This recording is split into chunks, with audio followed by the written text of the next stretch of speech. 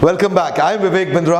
I am a motivation speaker, leadership consultant और business coach. मेरी इच्छा रहती है कि आपको इस चैनल के माध्यम से सारे वो पावरफुल टूल्स और वो सारे बिजनेस के मेथड्स और प्रोसेसेस आपको शेयर करता रहूं, ताकि हमारे देश में छोटे छोटे व्यापारियों को वो मदद, वो नॉलेज मिल सके जो उनको वेस्टर्न यूनिवर्सिटीज में जाके नहीं मिली। आज बात करूंगा मैं कि एक ऐसे इकोसिस्टम बिल्ड कर देते हैं एक कॉमनैलिटी के बेसिस पे। पीड़ित लोग, जब कई पीड़ित लोग, कई दुखी लोग, कई परेशान लोग मिलकर के इकट्ठे जुट हो जाते हैं, एकजुट हो जाते हैं, उस लीगल फॉर्मेशन को सरकार ने एक लीगल फॉर्मेशन की पॉसिबिलिटी दी है जिसको बोलते हैं कोऑपरेटिव सोसाइटी। कोऑपरेटिव सोसाइटी में एक कॉमन इकोनॉमिक इंटरेस्ट को सेफगार्ड करने के लिए, कॉमन सोशल इंटरेस्ट को, या कॉमन और किसी ऐसे इंटरेस्ट में जिसको सामने वाले को लूटा जा रहा हो, दुखी किया जा रहा हो, बहुत सारे पीड़ित लोग इकट्ठे मिलकर के सामने समाज में कई चुनौतियों का इकट्ठे एकजुट होकर सामना कर सकते हैं, और उस मूवमेंट को बोलते हैं cooperative movement, cooperative society. Cooperative society ये जिस प्रकार private limited company, public limited company, partnership company, LLP या प्रोप्राइटरशिप, इसी प्रकार इसको भी एक लीगल स्टेटस दिया गया है। 10 या 10 से ज्यादा लोग मिलकर के कोऑपरेटिव सोसाइटी को शुरू कर सकते हैं। इस वीडियो में बहुत जल्दी 5 छोटी छोटी स्टोरीज बताऊंगा जिससे 5 प्रकार के मूवमेंट्स आपको समझ में आएंगे, और हो सकता है ये मूवमेंट अगर आपको समझ में आ गया तो आप भी समाज की भलाई के लिए और अपने बिजनेस की बढ़ोतरी के लिए इसका इस्तेमाल कर सकते हैं। मेरा पहला एग्जाम्पल रहेगा प्रोड्यूसर कोऑपरेटिव की। गोपाल यादव, जो कि झलवा नाम का स्थान इलाहाबाद के नजदीक, वहां पे एक गांव है, वहां पे बांस के पत्तों का पंखा बनाता। अब ये बांस के पत्तों का पंखा क्या, जिस जिस जगह पे इलाके में बिजली नहीं आती वहां हाथ से हिलाकर पंखा झल के आदमी अपने आप को थोड़ा सा सुख दे पाता है, और वो उस पंखे का बड़ा अपने आप में एक मार्केट है, लोगों को चाहिए। लेकिन ये बेचारा जो यादव है, गोपाल यादव, ये उतना पंखा नहीं बना पाता। ये बना के कितना बहुत मेहनत करता, लगाता, बहुत ही मेहनत करता, तो 50 ही पंखा बना पाता है। अब 50 पंखा जाके आसपास गांव में बेच आता है। गांव में परचेजिंग कैपेसिटी कम, गांव में परचेजिंग पावर कम, तो पंखे का पैसा इसको कम मिलता है। इसको पता है जो गांव में ये पंखा 5 रुपए का बेच रहा है, ये बाजार में चला जाएगा तो 25 रुपए का, 30 रुपए का, 35-40 रुपए का बिकेगा। ये जानता है अच्छे से। लेकिन सोचा यार 25-50 पंखा लेके कहां जाएगा इतना दूर, और फिर आएगा क्या बचेगा, कितनी मेहनत लगेगा। अब ये सोचे कि मैं अगर जाऊं बाहर तो मेरे को कम से कम 500 पंखा लेके जाना चाहिए, तब जाने का 1000 पंखा लेके जाना चाहिए, तब जाने का फायदा हो। अब ये सोचा 1000 पंखा बनाऊं कैसे, मेरे पास मशीन नहीं है, मेरे पास मैन पावर नहीं है, मेरे पास कैपिटल नहीं है, मेरे पास इंफ्रास्ट्रक्चर नहीं है, मेरे पास तो कोई जमीन नहीं, मेरे पास तो कुछ भी नहीं है, मैं कहां से 2000-5000 पंखा बनाऊं। यही आती है बात प्रोड्यूसर कोऑपरेटिव की। ऐसे कई पंखा बनाने वाले लोग जब इकट्ठे हो जाएंगे आपस में, और एक मिल करके एक पढ़े लिखे आदमी को मैनेजमेंट में डालें जो चोरी ना करे, जो उनको तंग ना करे, जो ट्रस्ट वर्दी हो, और मिल करके एक मैनेजमेंट तैयार कर लें, और ये सब पंखा झलने वाले मिल करके बाजार से लोन ले लें, बैंक से लोन ले, मशीन सेटअप करें और हाई स्पीड पे बहुत सारे पंखे बनाएं। वही पंखा जो आज 5 रुपए का बेच रहे हैं, वही जाकर के मार्केट में 40 रुपए का बेच पाएंगे। मार्जिन बढ़ जाएगा, कमाई होगी, जिसकी जितनी कैपिटल उसमें उतना बढ़ता चला जाएगा। इसको और समझना चाहते हैं, मेरी पुरानी केस स्टडी लिज्जत पापड़ की आपने देखी होगी, अगर नहीं देखी देख लीजिए, मजा आ जाएगा। अमेजिंग केस स्टडी है लिज्जत पापड़ की। Farmers cooperative society. फार्मर्स की पीड़ा को तो आप जानते हैं, आप पहचानते हैं। महाराष्ट्र के अंदर क्या हुआ आपने देखा, मुंबई तक के लोग पहुंच गए। फार्मर्स हमारे देश के आज सुसाइड कर रहे हैं, आत्महत्या कर रहे हैं, कर्जा चुका नहीं पा रहे हैं, जमीनें बेचनी पड़ रही है। क्यों ऐसा हो रहा है? क्योंकि उनको ठीक पैसा मिल नहीं पाता उनके लिए मार्केट में। तो आज एक कहानी शुरू करूंगा। साउथ कश्मीर का एक प्यारा सा इंसान गुलाम मोहम्मद, इसके पास एक भैंस थी जिससे ये उत्पादन करता था 12 लीटर दूध का। ध्यान दीजिएगा, 2 लीटर ये घर में यूज करता था, 10 लेकर के बाहर बाजार में जाता था कि भैया 10 लीटर दूध मैं बेचना चाहता हूं, क्योंकि इसको उत्पादन में मेरा को कुछ खर्चा लगा, वो खर्चा निकलेगा, कुछ पैसा बचेगा। जिसको ये दूध बेचने जाता था वो उसको 18 रुपए लीटर देता था। कहता था मुझे मार्केट में जाना है, मुझे आगे जाकर के देना है, मेरे खर्चे हैं, वो उसको 18 देता था। 18 रुपए लीटर में, इस 18 रुपए लीटर इसको मिलता था, मार्केट का रेट 40 रुपए लीटर का था। बीच का पैसा वो मिडिलमैन बीच में खा जाते थे। अब ये उनसे बहस करे तो वो माने नहीं, इसका अपना खर्चा भी ना निकल पाए। तो एक दिन गुलाम मोहम्मद ने सोचा क्यों ना ऐसा करूं कि मैं खुद ही शहर चले जाऊं और मैं खुद जाकर के शहर में दूध बेचा, उसमें क्या दिक्कत है, बीच में मिडिल मैन की मुझे जरूरत ही नहीं। अब वो शहर जाने के लिए उसको चाहिए थी मोटरसाइकिल। मोटरसाइकिल वो खरीदने गया वहां पे साहूकार से मोटरसाइकिल खरीदने गया, तो वहां पे उसको 5% ब्याज पे उसने मोटरसाइकिल दी, यानी कि कर्जा दिया जिससे मोटरसाइकिल खरीदे वो। अब 5% का मतलब हो गया साल का 60% ब्याज के ऊपर लिया, तो वो उसके ऊपर इतना भार पड़ गया जिसका वो अनपढ़ व्यक्ति हिसाब जोड़ नहीं पाया। बहरहाल ये मोटरसाइकिल तो ले आया और दूध 5 दिन का इकट्ठा करता, 50 लीटर दूध लेकर के शहर जाता। शहर में वहां मंडी पे जो आदमी बैठा वो उसको बोलता, ए तेरा कम से कम इसमें 20 लीटर तो खराब हो गया। 50 में तेरा 20 खराब है, इतने दिन से तू रखा हुआ है, तो 30 का पैसा दूंगा, बाकी 20 का दूंगा नहीं। वो 30 का इसको थोड़ा बहुत पैसा और देता था, और 20 जो बाकी है उसमें पानी मिला करके वो खुद बेच के खुद मोटा पैसा कमा लेता। गुलाम मोहम्मद अभी भी परेशान, बोला मोटरसाइकिल खरीदी, वहां पे लुटा मैं कर्जे के चक्कर में। पहले मैं लुटता था, वो 18 रुपए लीटर देता था, अब लुटता हूं, ये आधा दूध वापस देता है, उसकी भी कीमत पूरी नहीं देता, और मेहनत पूरी करता हूं। मैं भैंस के बाद और भैंस खरीदना चाहता हूं, मेरे पास कोई जुगाड़ ही नहीं। दुखी परेशान गुलाम मोहम्मद अपनी सारी समस्या, अपनी सारी पीड़ा अपने मित्रों को आसपास गांव में बताता था, उनसे पूछता था समाधान। तभी पता चला एक ऐसी संस्था आई है उनके गांव के पास जो उसके जैसे कई लोगों से दूध इकट्ठा करती है, मिल्क प्रोक्योरमेंट करती है। और यह संस्था 18 रुपए लीटर नहीं देती उसको दूध का, 20, 25, 30, 35 रुपए लीटर देती है उसको, नहीं थोड़ा और ज्यादा, 40 रुपए लीटर नहीं, और ज्यादा 45 नहीं, 49 रुपए लीटर दूध कब मिलता है गुलाम मोहम्मद को।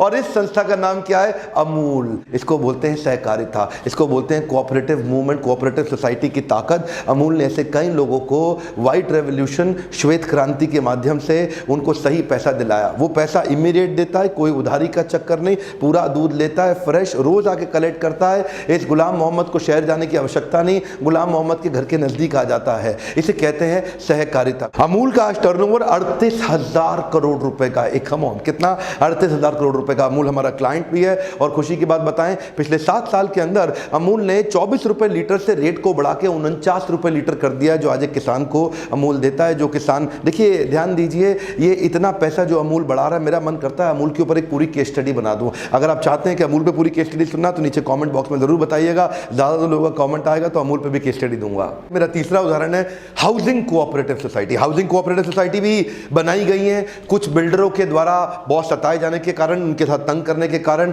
पीछे एक उदाहरण के रूप में अब तो रेरा कंप्लायंस आ गया। खैर, अगर आप जब भी कोई फ्लैट खरीदना चाहते हैं तो पहले बिल्डर चेक कर लीजिए रेरा कंप्लायंट है कि नहीं है। रेरा कंप्लायंस पे आपकी सुरक्षा बढ़ जाती है। Coming back to the example, 2010 के आसपास एक बिल्डर ने कुछ फ्लैट लॉन्च किए पुणे के पास में, महाराष्ट्र में, और वहीं एक साहब ने, सज्जन ने जाके वहाँ पैसा दिया। अपना 20% देने के लिए उन्होंने अपना 1 BHK फ्लैट बेच करके दे दिया और बाकी का लोन ले लिया। और बोला गया उनको कि 2013 के अंदर उनको फ्लैट मिल जाएगा।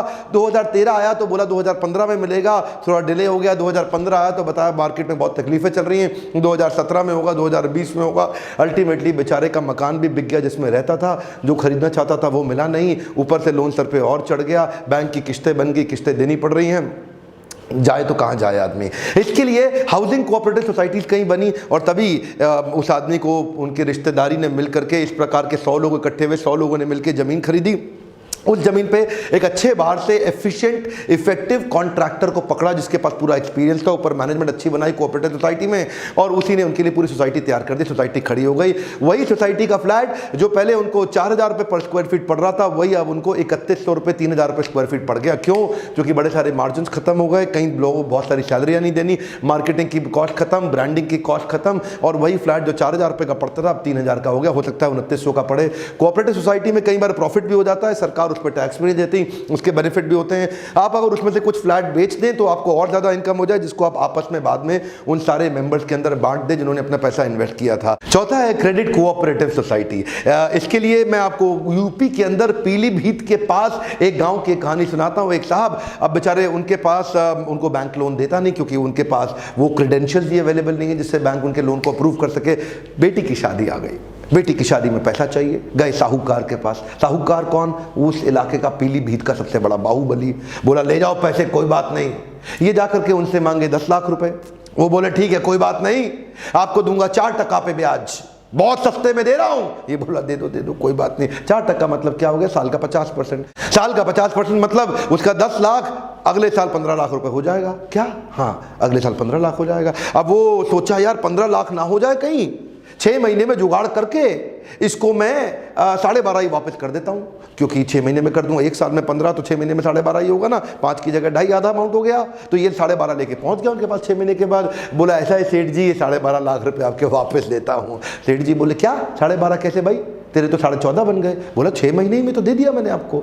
नहीं, तेरे प्री पेमेंट चार्जेस भी तो हैं, वो काफी मोटे लग जाते हैं, तेरे प्रोसेसिंग फीस चार्जेस भी तो हैं, वो तो मैंने तुझसे लिए ही नहीं, और इंटरेस्ट, ये तो कंपाउंडिंग इंटरेस्ट था राजा, इसलिए तेरा अमाउंट थोड़ा बढ़ गया। अब ये बेचारा गांव का आदमी, इसने क्या किया, इसको कहीं सुझाव दिया गया, कई लोगों के साथ मिलकर इन्होंने क्रेडिट कोऑपरेटिव सोसाइटी बना दी, जिसमें लोग मिलकर के अपना पैसा डालते हैं। पूरा पक्के खाते में पैसा जाता है, सब मिलकर अपना डालते हैं। जो जिस प्रपोर्शन में डालते हैं उस प्रपोर्शन में इनको मनी लेंडिंग का बाद में बेनिफिट मिलता है। जिसको चाहिए वो उसमें से विड्रॉ भी कर सकता है। तो पहले जो 50% पे करना पड़ रहा था, अब वो 10% पे बोरोइंग कर पा रहे हैं, यानी कि एकदम अचानक 1/5 हो गई इनकी कॉस्ट। बिहार में भागलपुर के नज़दीक एक पास के गाँव में शंभू नाम का आदमी रहा करता था। वो शंभू जो दुकानदार के पास गया 1 लीटर तेल लेने के लिए, तो उस पर MRP लिखा हुआ 225 रुपए। MRP तो आप लोग जानते हैं ना, मैक्सिमम रिटेल प्राइस, यानी कि उससे ज़्यादा नहीं चार्ज किया जा सकता। वो दुकानदार उससे 250 रुपए मांगता। वो बोला भैया ज़्यादा क्यों मांग रहे हो? दुकानदार बोला मुझको दूर जाकर शहर से लाना पड़ता है, मेरी एक्स्ट्रा कॉस्ट आती है, इसलिए तो मैं लूंगा ही लूंगा।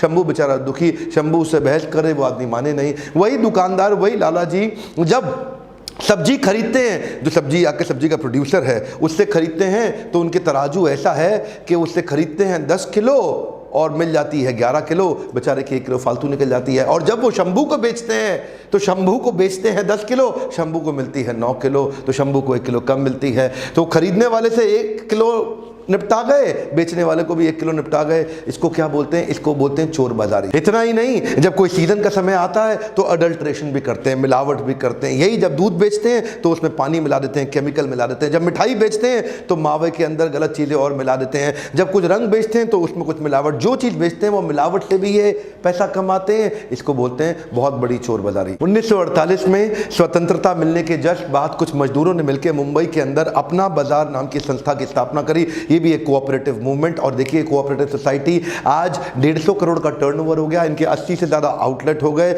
और देश भर में इसका नाम इतना हो गया। अपना बाजार, ये सहकारिता का मूवमेंट जो इस प्रकार की चोर बाजारी से लोगों की, अपने आसपास के लोगों की सुरक्षा करता है, उनको सही दाम दिलाता है। 2 बातें और बताना चाहता हूं। कोऑपरेटिव सोसाइटी के कुछ नुकसान भी होते हैं, कुछ तकलीफें भी होती हैं, जिनके कारण ये पनप नहीं पाते, ये चल नहीं पाते। पहला कि फंड लिमिटेड रहते हैं, ज़्यादा फंड कभी मिल ही नहीं पाते क्योंकि लिमिटेड लोग ही साथ में रहते हैं। दूसरा, लैक ऑफ सीक्रेसी, इसमें चीज़ें आप कॉन्फिडेंशियल रख नहीं सकते। जो मेंबर्स हैं उनमें हर एक को हर एक चीज़ पता रहती है, इसलिए कंपनी की स्ट्रैटेजी बाहर चली जाती है। अगला है पब्लिक को कॉन्फिडेंस आता नहीं है, क्योंकि कई बार कोऑपरेटिव सोसाइटी के लोग पैसा लेके उड़ गए, निकल गए, या धांधलेबाजी कर गए, या टॉप पे बैठे लोगों ने कम पढ़े लिखे लोगों का बेवकूफ बना के उनके पैसे का दुरुपयोग कर लिया। कई बार कम शिक्षित लोग उसको करते हैं तो मैनेजरियल स्किल की कमी होती है, तो lack of managerial skills. Efficiently ना चलाया जाए तो लॉस भी हो सकता है। अलग अलग प्रकार के लोग इकट्ठे आते हैं तो आपस में कॉन्फ्लिक्ट अमंग मेंबर्स, ये भी एक चुनौती है। और किसी की पर्सनल बहुत बड़ी कमाई नहीं होती तो इसलिए लैक ऑफ मोटिवेशन भी एक दिक्कत रहती है। और फाइनली, क्योंकि ये एक लिमिटेड स्कोप की कंपनी है तो लिमिटेड जगह रह जाती है, ये पूरे देश भर में, दुनिया भर में नहीं फैल पाती। बहरहाल इन सब चुनौतियों का सामना करते हुए कई कंपनियां निकली, पूरे देश में, पूरी दुनिया में फैली। अमूल उनमें से उदाहरण है, लिज्जत पापड़ उदाहरण है। आप चाहते हैं क्या उनके ऊपर मैं और उदाहरण और केस स्टडी बनाऊं, तो अमूल के ऊपर पूरी केस स्टडी बनाने की इच्छा तो रखता हूं। और दूसरी बात बताऊंगा, कोऑपरेटिव सोसाइटी बनाने की प्रक्रिया क्या है, उसका मैं नीचे आपको डिस्क्रिप्शन में लिंक दूंगा। आप फेसबुक अकाउंट पर जाइए, वहां पूरा आपको प्रोसेस का शीट मिल जाएगा। अगर आप अपनी कोऑपरेटिव सोसाइटी बनाना चाहते हैं तो किन स्टेप्स को फॉलो करना चाहिए। बहरहाल 100 बात की एक बात, एजुकेशन पे, अपनी लर्निंग पे इन्वेस्ट करना ही चाहिए।